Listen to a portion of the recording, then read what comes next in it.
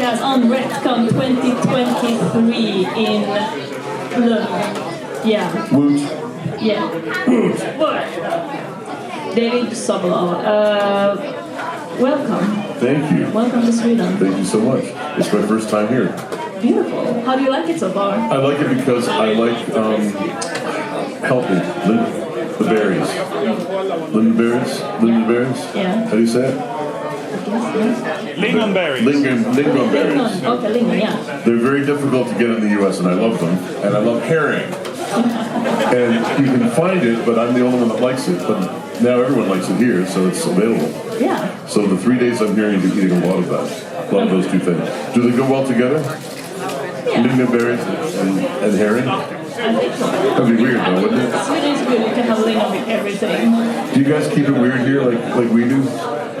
Probably. Keeping it weird. Yeah, yeah. Weird's good. Yeah, it is good. Yeah, absolutely. So, Gustav. Welcome, David. And we also have a couple of friends who want to welcome you, besides the audience, that is. Okay. So, if Look for you the can screen. direct yourself to the screen, and we hope your sound works there too.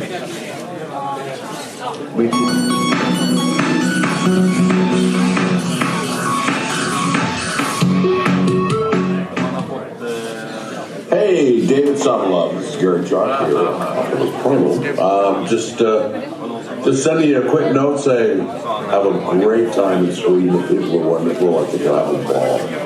All the best to you, man. Have a lot of fun. We'll see him in 2 weeks. David Sobolov, my dear friend. I hope you're having an amazing time in Sweden, of all places. I've never been invited to Sweden. I'd like to go someday for Transformers or Donald Duck or otherwise. But from your friend Starscream, I hope you have an amazing time. Sell lots of pop figures. Love you, buddy. So, hope you feel welcome. Yeah, applause.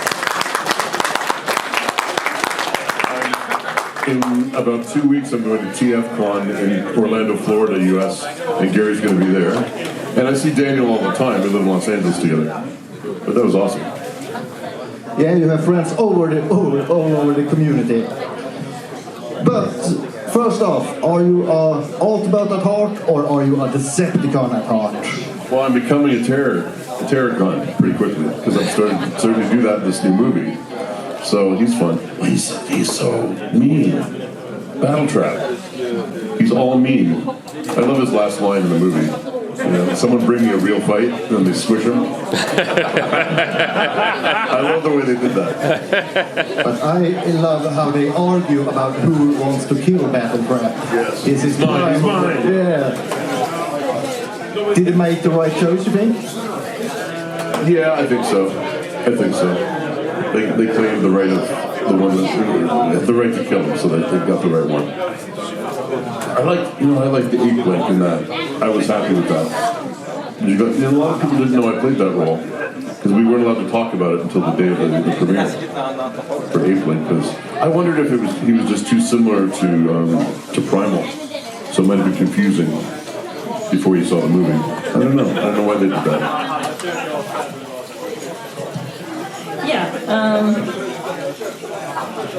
Well, I'm going to take some of the questions here. Go for it. Yeah. So, training routine, body and voice, like how. Training routine? Yeah, like how do you wake up? I think like everyone else, pretty much. No, I don't have any special training except that I spend time away from my voice. If I've been working a lot, I take a day off and just use text. Text is my friend. Definitely. And just water. Lots of water. Nothing special. And I need to go to the gym more. You know, with the pandemic, I got kind of lazy, so I'll get back to that. Yeah. But yeah, just in general, the screaming should be safe for the studio. No one should really do that in real life. It hurts your voice. Yeah, but you do some sort of like warm up before you're doing. Yeah, a little bit of a stretch. Yeah. But not a lot. It's so much about keeping hydrated and on the days off not talking. Vocal rest, they call it. Yeah. Do you have any favorite character when it comes to like the favorite voice that you're doing some character? For me, Yeah. I love all my children equally. But I do have a lot. I've been doing this for so long, you know, and that's not a negative thing. I love all the characters. The reason I keep doing it is the variety. So every new one is fun. You know, I'm doing this show now called One Piece, and it's not Transformers, but I play Kaido on there as a lead villain, and he's so much fun. You say, don't talk. Oh, you know him with the horns. You know him. But yeah, I mean, Transformers. Blitzwing was awesome. Blitzwing was awesome because I made up a story for him, you know? So they would have a relationship. Because it makes it more interesting. It's not about doing voices, it's about telling a story. Does that make sense? Yeah. So what was your reaction when people thought that Blitzwing was it Starscream? I have to say it's not really at my level, because I'm the one that does the voice characterization, but the design is not really my department, so I didn't want to weigh into that too much. I just let people talk about it. Yeah. So what do you think is the relationship between Blitzwing and Bumblebee like? Well, the one I made up was that they were old friends, and he had betrayed him, and betrayed the cause, and you could understand why he'd done this, and he just wanted retribution at that point. It was hurt feelings mostly. You know, hurt feelings will make you do a lot sometimes in these characters. Yeah, hurt feelings and revenge. Hurt feelings and revenge is a good combination. Yeah. Beautiful. So how did you start with Transformers? Like, where did it all start? Beast Wars in the 90s. Yeah. So did you know about Transformers before that? No. I had nothing to do. I didn't know anything about Transformers before that. So when you came into the room and they told you to do a voice to this character, what was it? That was a 40-minute audition. And you know, like a cake, there are layers. Yeah. The same with characters too. And at the center of that character was Clint Eastwood. That kind of a character, they call him badass. If I'm allowed to say that on the podcast in Sweden. They might arrest me for saying that, I don't know. Good. Yes, but you all of your characters, not all of them, but many are like you, big, strong characters. Exactly like that. Let's do it together. Okay. And we have, first off, Death Charge, big, brawly guy. We have in the new movie, Bad Rep, Rhinox, big, brawly dudes. But then we have in Transformers Prime, Shockwave. Why was you the logical choice for Shockwave? That was about being cold, because things didn't matter to him. If you were in the way and what he wanted was behind you, he just flicked you like a bug. So that made him more evil, more scary. You know, it's like when you do a movie character that's evil, you don't blink. That was the vocal equivalent of not blinking. Does that make sense? And if on the set now, what is the difference between doing a voice for a live-action movie and an animated movie? Well, animated movie, you're the voice first. There's no animation to look at. So it's all in your imagination. But a live-action movie, oftentimes it's already been animated, or they've started to animate it. You can see what's going on. The live actors have already worked. And you're in a big stage called an ADR, Automated Dialogue Replacement. And you're in there doing the parts with all the actors in front of you, put on a screen almost the size of IMAX usually. So it makes your performance way bigger. And the budget, I guess, is very different between the new live-action movie and the Beast Wars movie. Between live action and what? The old Beast Wars was low budget. Yeah, on the TV series, it's changed now after COVID, but we were all in the same room together, the whole cast, shoulder to shoulder sometimes, because some of those scripts have many, many characters in them. And it's so much fun to see it live. You know, all those different crazy characters in Beast Wars right there in the room with you. And you're the only one, I think, from the original Beast Wars cast that got to voice the character. Yes. How does that feel? Well, I feel a good responsibility for the fans. I want to make sure that it's done in a way that it serves the franchise and makes people happy, and I want it to be good. I'm sure everyone else in the movie felt that way too, but I was thinking about the fans a lot when I was doing those parts, because I was the only one. And imagine a day at the Beast Wars live-action movie. The director comes up to you and says, Ron Perlman has been sick. he can't do the voice today. You have to be Optimus Primal. What would be your voice of choice for him? Well, in fact, it's funny you asked that, because in Transformers Rise of the Beast, I was playing his part before he was cast, as they were developing the movie. And then he took over, and when he couldn't come and they had to keep working on the movie, I'd come in too. I wasn't in the movie at Primal, but it was making sure that they could keep animating. So I did that, but he was down like this. It was very similar to what he was doing. We're pretty similar voices, but you know, he's famous and I'm not. But what's your go-to voice for a character? I wouldn't say there's a go-to. I mean, you're always gonna. It's like I'm like a live-action performer. Because you're always gonna know it's me. I just change where they come from and what how they look at life, and hopefully they seem different. So you study the character before you do a voice for it? No, almost never. I just want to have a basic understanding of who they are and how they relate to the other characters, and then I just try to play their humanity even if they aren't human.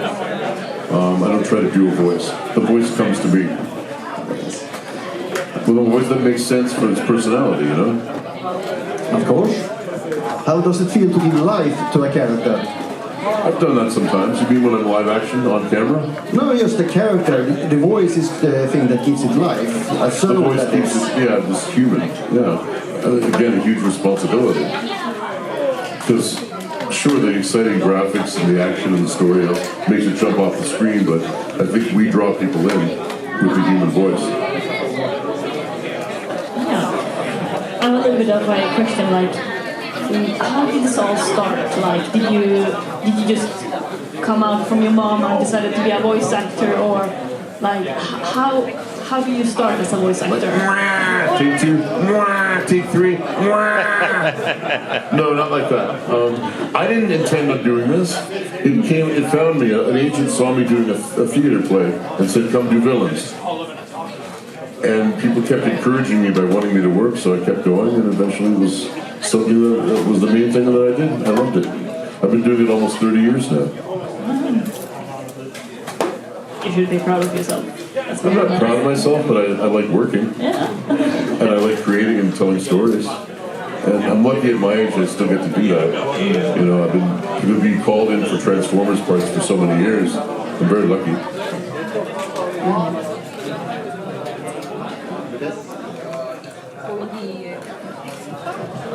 Linda usually asks, what's your favorite thing about doing Transformers? But I want to know, what's the worst nightmare you have been through with the Transformers? Well, I want to answer the first question first. And I know this sounds like I'm making it up or that I'm playing to the audience, but coming to these events and meeting you is the favorite thing. Because then I find out what it meant to people. And it means a lot to people. And I like to honor that. The worst thing that happened? The worst things that happen is when they make me scream that they won't really, not Transformers so much, but in any voice acting, when they won't realize that we're human. And they want you to keep screaming and screaming and screaming and screaming. There's only so much you could do. There was a movie I was doing once that wasn't Transformers. And it was 8 hours. And we went for about 7 hours, and then everybody got up and they said, "We can't talk anymore." And the director was very angry because we had another hour to work. "What do you mean you can't talk anymore?" And then I got up with the same voice. "We can't talk anymore." He went, "Oh, you can't talk anymore." And then he finally understood. So that's the worst, but that doesn't happen much in Transformers. They're always very nice to me. Could you imagine it could happen with the character Blitzwing in the Bumblebee movie? He's real no, that one, you know. Did you think you could hide? I've only done that once outside the movie for a fan that flew from the equivalent of flying from England to Copenhagen. He flew just to see me, so I screamed for him. But other than that, I've only done it in the movie. Did you think you could hide was one session. That's all we did the whole session was that one line. And we did it 20 times. And my voice was done by then. But it had to be so big, you know? And it doesn't seem that big when you watch it. It just looks normal for him. But normal for him is not for us. It's 20 times what we would be normal. And it had to have not just have volume, it had to have intensity. That's the backstory, you know? Is there any character you have auditioned for that you haven't got? Lots, tons. Usually, well, for me, I've been lucky. This is a good ratio. I might audition for 30 things to get one thing. But usually it's a pretty good part, so I can't complain. What's the biggest regret? I don't have very many regrets. That's really been a big life goal of mine, to not have regrets. I've got some, like everybody, but I've been very lucky. But no major regrets.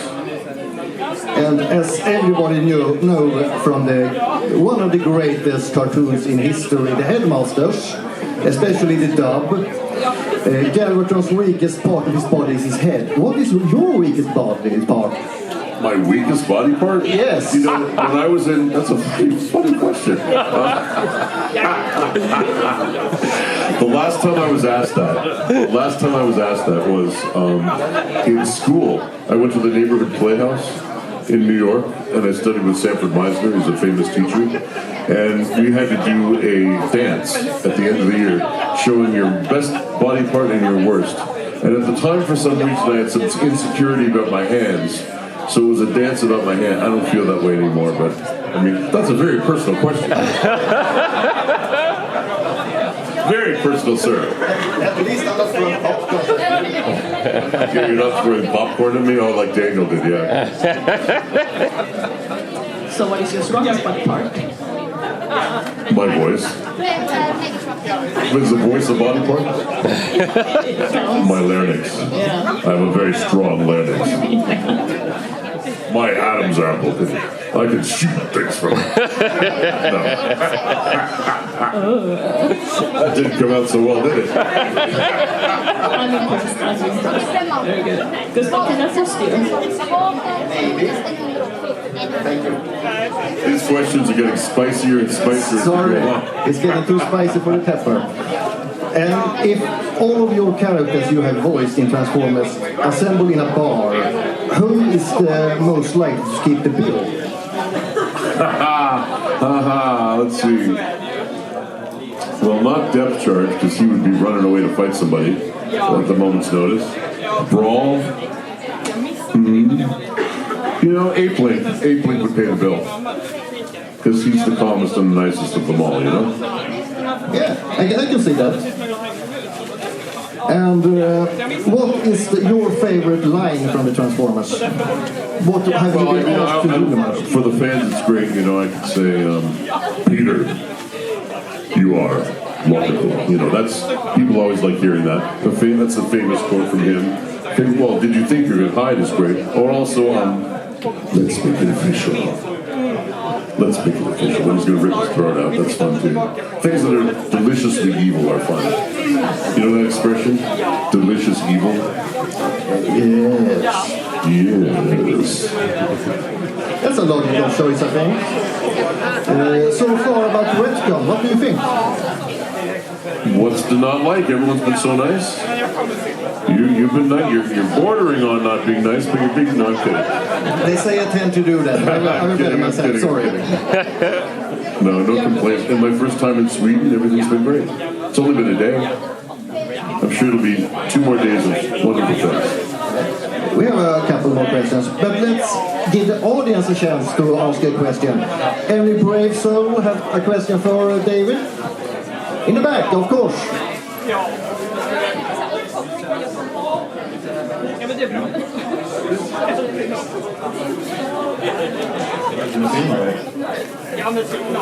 Hello, my name is Stefan, and I have a question for you, David.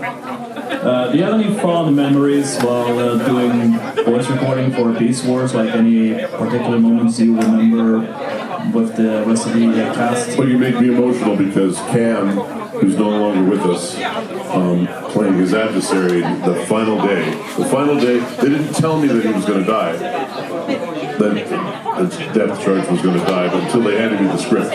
So it made it a lot more emotional. And he was across the room and we could work together. And I love the fact that everybody was in the same room, so you could really develop the relationships more.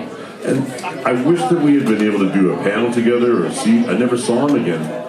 I never literally, after that last day, I never saw him again. So that was a moment that I remember, you know, doing that final scene with him. And the next question? Hello, David. I'm Henrik. I wanted to ask you, have you seen our Swedish fan-dub of the Transformers movie and the other projects? I was waiting for it last night, but I was very tired. It wasn't happening. And did you ever show it? Did it show last night?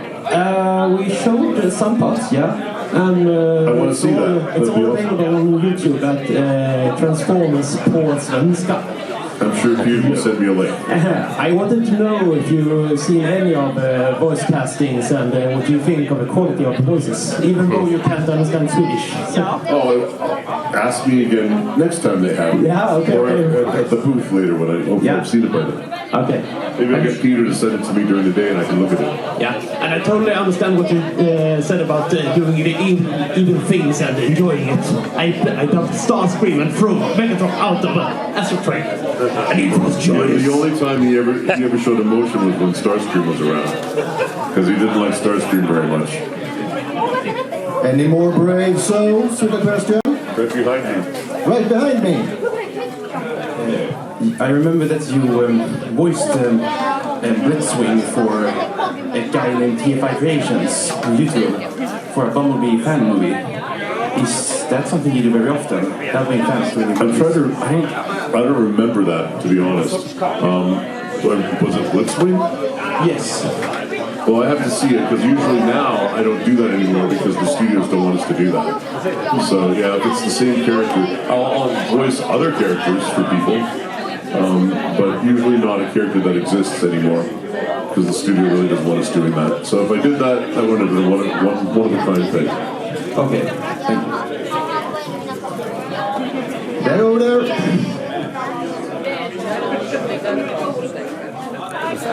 Let's see if I can fix this obstacle course. Yes, hello again, David. Oh, trying to not get feedback. Going back to Beast Tools in the recording, famously a lot of the voice cast has said that Alec Willows, who did Tarantulas, was quite creepy when he got into the zone. Have you ever heard anyone react to your voice when you did Depth Charge and got really into those fights with Protoform X? Are you saying feedback? I don't understand. See, people think you're creepy? No, like people thought that Alec Willows was creepy when he got into his laughter and stuff. Did people ever like back away from you when you got really into character as Depth Charge? Well, in that particular room, on those days, there were so many cast members there. If they backed away, there was no way to back away. We were so squished together. But I don't really notice, you know. I'm really into playing the part, and I don't know what they're doing. Hopefully, they're enjoying it. Yeah. Thank you. Who will be the next person? There.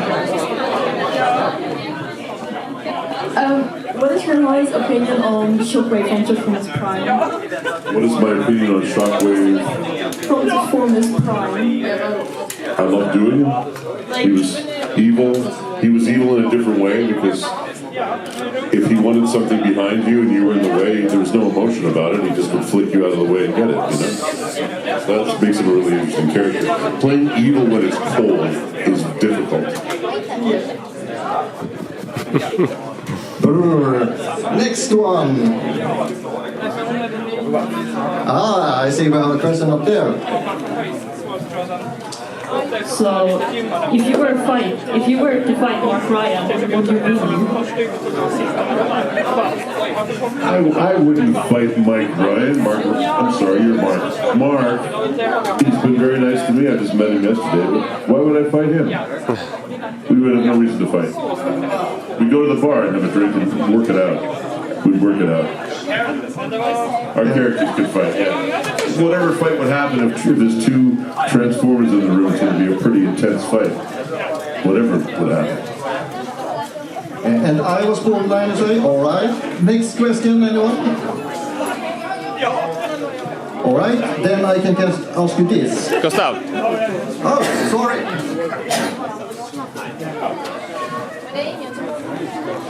Thanks for your interview, David. Your voice is incredible. It's like a glacier moving through mountains. I've never anything like that. No one's ever described it that way, thank you. But is there anything that you said, I know that if you work in your industry, you're a lifer, there's lots of rejection. So you get turned down a lot of times for those one role where you succeeded and you end up beating them years later because you affected them. But I was wondering, were any of those roles things that you wish you had done? Was there a character that you really would have liked to have done? You heard the performance and you thought, I'd like to have done Let's feedback on who that is. Okay. Well, there's a part that I would like to have, and Batman is the one that I would like to do. So we'll see if I get a chance to do that someday. But what you have to do in this business, the rejection thing, you can't take it personally, because it's just business. You could be doing a great performance, and you just aren't right with the other people in the cast. Or they want someone slightly older, slightly younger, slightly different accent you never are told you don't know. So you do the audition, then you forget about them. Even if it's something big, I might remember for 2 or 3 days, and then you have to put it out of your mind. So don't let it bother me. That's the one role I would like to play. But I can think of. Other than that, I love the variety that they throw at me. And if I'm working at all, I'm lucky. It's more than 97% of most actors. I'm very, very fortunate.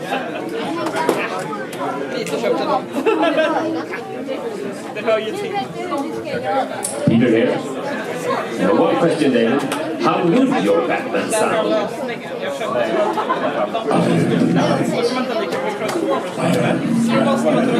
Something like that. Thank you.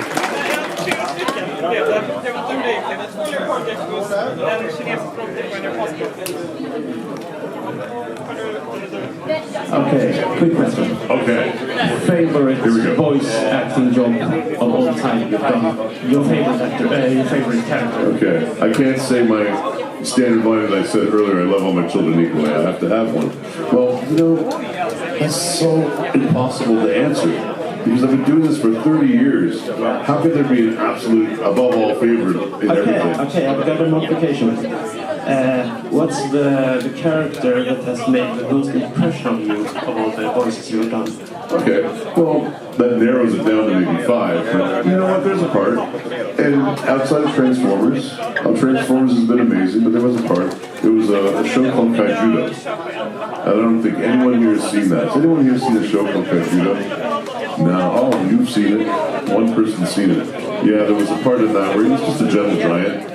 I liked that a lot because everybody thought he was horrible, angry, mean, but he wasn't. You know, so he would only show that part to very few people. And then another one. There's a video game called Brutal Legend.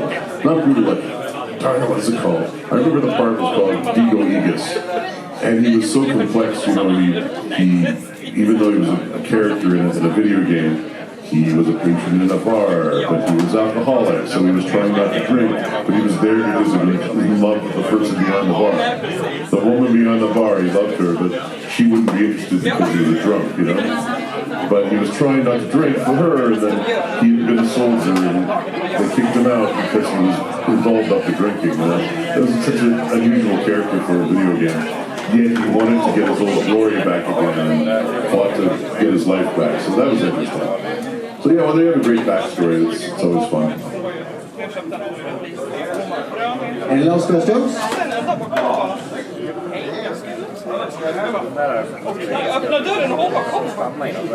Hello. Hello. I have a League of Legends question. All right, Oliver.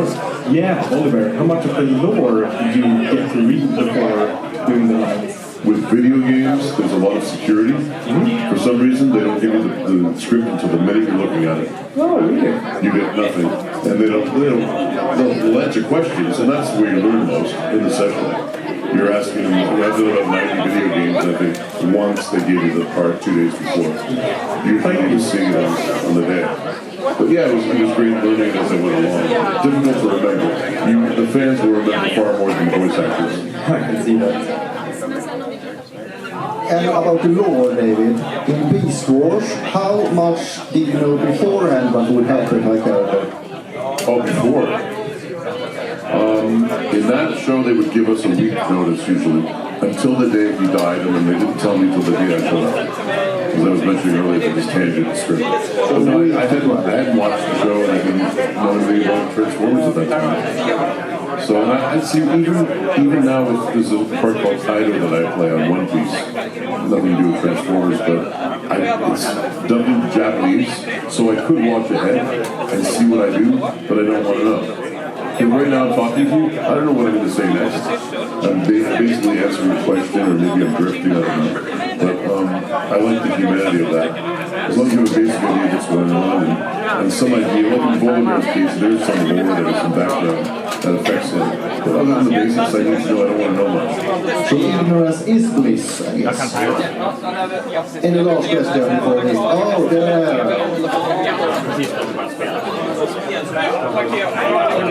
Hi, maybe it's a stupid question, but I know voice actors sometimes have like in the hand something when they speak to get a character. Do you have also something like that?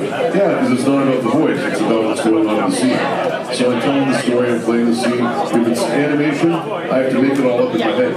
So all of you, I'm in a panel right now talking to people. I'm in Sweden.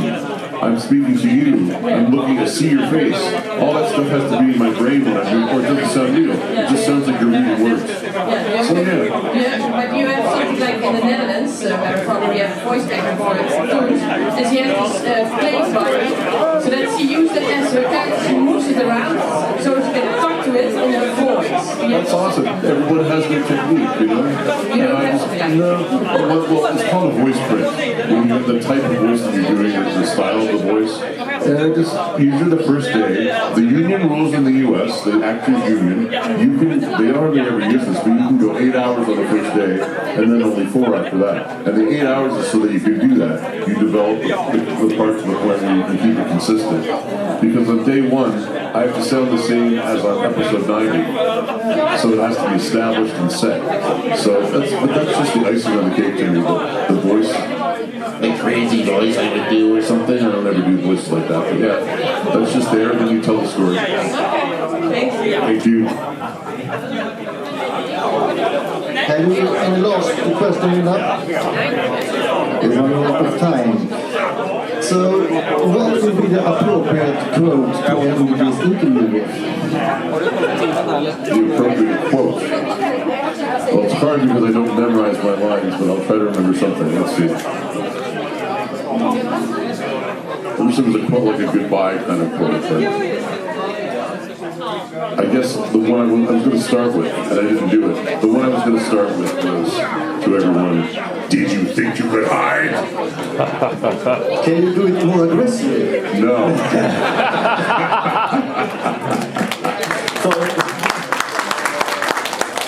I can, but I want to be able to talk to everyone all day.